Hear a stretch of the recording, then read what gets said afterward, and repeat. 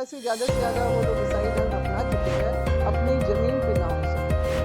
तीसरी बार आते हैं तो आदिवासियों को हमेशा हमेशा के लिए इस देश की धरती से पूरी तरह से मिटा दिया जाए। इनका चुनावी स्टंट और एजेंडा है कि बाकी आदिवासियों को गुमराह करके सिर्फ वोट लेना है, और वोट लेने के बाद जब ये अगर गलती से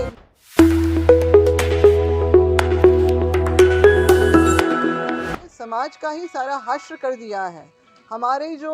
विनाश की गाथा लिख दी गई है, उसके बाद इन उपलब्धियों को गिनाना सिर्फ और सिर्फ इनका चुनावी स्टंट और एजेंडा है कि बाकी आदिवासियों को गुमराह करके सिर्फ वोट लेना है, और वोट लेने के बाद जब ये अगर गलती से, या इनका तो दावा ये प्रांत प्रतिष्ठा के बाद से ही शुरू हो गया है कि 400 से पार हो जाएंगे, तो हम लोग इस बात को स्पष्ट रूप से देख पा रहे हैं कि अगर ये तीसरी बार आते हैं तो आदिवासियों को हमेशा हमेशा के लिए इस देश की धरती से पूरी तरह से मिटा दिया जाएगा। जो इन्होंने काम, जो एजेंडा के, जो इनका आरएसएस का जो बना था 1994 में कि आदिवासियत को ख़त्म करना, यानी इनकी जो एग्जिस्टेंस के लिए और इनके सारी जो अड़चनों का जो कारण जो है आदिवासी बना हुआ है, तो आदिवासियत को ख़त्म करना संपूर्ण हिंदू राष्ट्र बनाने के रास्ते में। तो हजार लोग हैं वहाँ पर, यही के इस वार्ता का मुख्य उद्देश्य ये है कि अभी हाल में ही जो बाबूलाल मरांडी जी, जो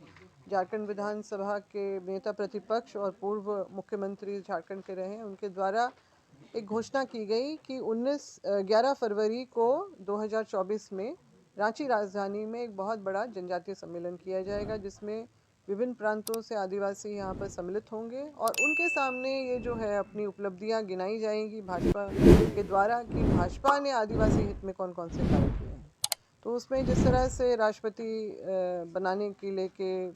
झारखंड अलग राज्य गठन करने का उनका श्रेय लेना, फिर आदिवासी मंत्रालय, और फिर धरती आबा की जयंती पे गौरव दिवस का जो घोषणा, जो इनकी लिस्ट मैं आपको बता रही हूँ, और फिर जो आखिरी में कि 8 जो है आदिवासियों को नरेंद्र मोदी जी की मंत्रिमंडल में शामिल किया जाना।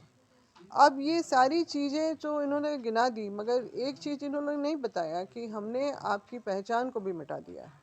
मतलब जो इस देश के नागरिक, जो एक आदिवासी है, जिसको अपने ऐतिहासिक पृष्ठभूमि के चलते जो उसका गौरवशाली रहा है, उसको जो संवैधानिक रूप से जो उसको मान्यता मिली, उनकी हमारे अपने सभी रूढ़िवादी परंपरा से लेके हमारे जो लिए विशेष प्रावधान के अंतर्गत 5वीं अनुसूची, 6वीं अनुसूची, हमारे तथा ये 13(3) क के अंतर्गत जो हमारी रूढ़िवादी परंपरा को भी मान्यता मिली है। हमें स्पष्ट रूप से किसी भी दूसरे धर्म, जाति, समुदाय से अलग रखा गया है, और उसके अंतर्गत हमें अंग्रेज़ों के जो उनके शासन के दौरान भी हम लोगों को अलग कॉलम कोड में रखा गया था जनगणना के प्रपत्र में, और आज़ादी के बाद जो है हमें 1951 में आदिवासी धर्म एवं अन्य मान्यताएं और ट्राइबल रिलीजन एंड अदर परसुएशंस, जिसको हम लोग अन्य और अदर्स के रूप में इतने दशकों तक देखते आए, जो 2011 तक हमारी जनगणना का, इस देश की जनगणना का हिस्सा रहा, वो जो 7वां कोड था हमारे लिए, उसको विलोपित कर दिया गया, हटा दिया गया भाजपा के द्वारा। तो जब हमें ही डिलिस्ट कर दिया गया है यहाँ के दस्तावेजों से, क्योंकि इसका प्रमाण ये है कि 2021 में भी जो प्रस्तावित जनगणना का प्रपत्र छपा था, उसमें भी वो 7वां कोड गायब था, और अभी जो पिछले वर्ष जो जैक की तरफ से जो राष्ट्रीय छात्रवृत्ति के लिए जो गवर्नमेंट ऑफ इंडिया का फॉर्मेट जो अपलोड किया गया था, 5वीं अनुसूची का राज्य है झारखंड, और यहाँ पर जो है हमारे ही बच्चों के लिए कोड नहीं था। हिंदुओं के लिए कोड है, मुसलमान के लिए कोड है,